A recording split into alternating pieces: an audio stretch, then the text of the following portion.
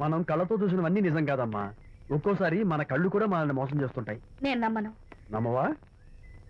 ఒక్కసారి అలా దూరంగా చూడు. అక్కడ ఆకాశం నేల కలిసిపోయినట్టు కనిపిస్తోందా? కనిపిస్తుంది. కానీ కలవు కదా. అంటే మన కళ్ళు మనల్ని మోసం చేస్తున్నాయనే అర్థం. అవును. నువ్వు చూసిన సంఘటన కూడా అలాంటిదే అయి ఉంటుంది. అనవసరంగా అల్లుడు గారిని అపార్థం చేసుకోకు. చక్కటి కాపురం పాడు చేసుకోవద్దు. వెళ్ళి అల్లుడు గారిని క్షమాపణ అడుగు. నా మాట విను. May come in.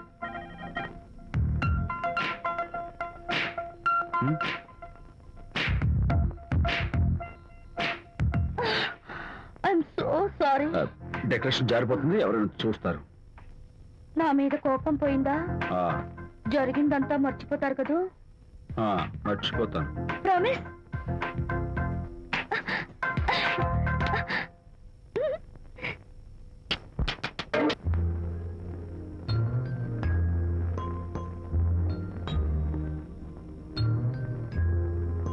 పాపా పాపా, ఏంటి బొమ్మలో పుట్టబోయే నీ బిడ్డ ఎలా ఉంటాడో చూసుకుంటున్నావా? ఎందుకమ్మా, ఓ ఫుల్ బాటిల్ నాకు ఇచ్చావనుకో, తప్పటి అడుగులతో ముద్దు మాటలతో పుట్టబోయే నీ బిడ్డ ఎలా ఉంటాడో కళ్ళ కట్టినట్టు చూపించేటాం. ఏంటి రెస్పాన్స్ లేదు? లీనమైపోయావా? మరి నేనేమైపోను?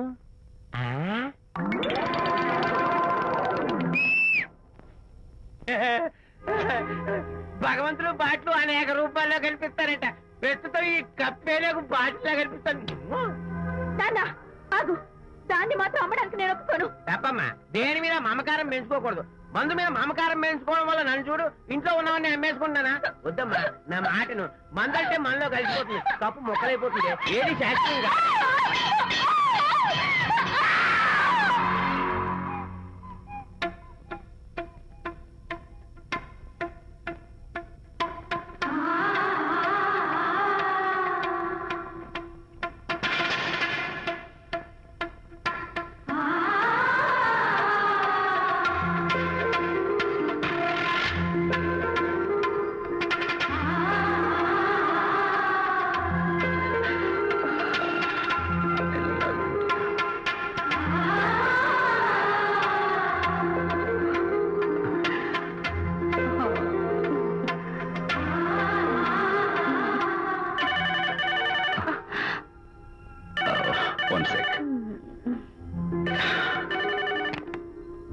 హలో, నేను విషయం మాట్లాడుతాను. బాబు, అనితమ్మ గారిని ఆ తాగుబో సచ్చినోడు తోసేశాడు. ఏమైంది? అమ్మగారు కింద పడిపోయారు. బాధతో మెలికి తిరిగిపోతున్నారు. ఓ మై గాడ్, నాకు చాలా భయంగా ఉంది బాబు. మీరు తొందరగా రండి బాబు. నేను వెంటనే బయలుదేరి వచ్చేస్తాను. ఈ టైంలో ఎక్కడికండి? అనిత కింద పడిపోయిందంట. నేను వెంటనే దగ్గరుండి హాస్పిటల్కి తీసుకెళ్ళాలి. వేరే ఎవరైనా తీసుకెళ్తారండి. ఇప్పుడు మీరు వెళ్ళొద్దు ప్లీజ్. అర్థం లేకుండా మాట్లాడుకో.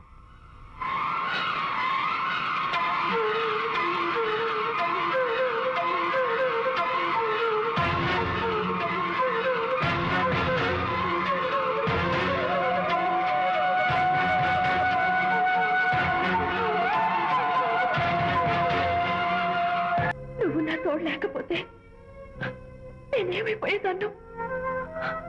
నీ ప్రేమ అభిమానం చూస్తుంటే నాకేమనిపిస్తుందో తెలుసా? మళ్ళీ జన్మంటూ ఉంటే నీ కడుపులో కొంచెం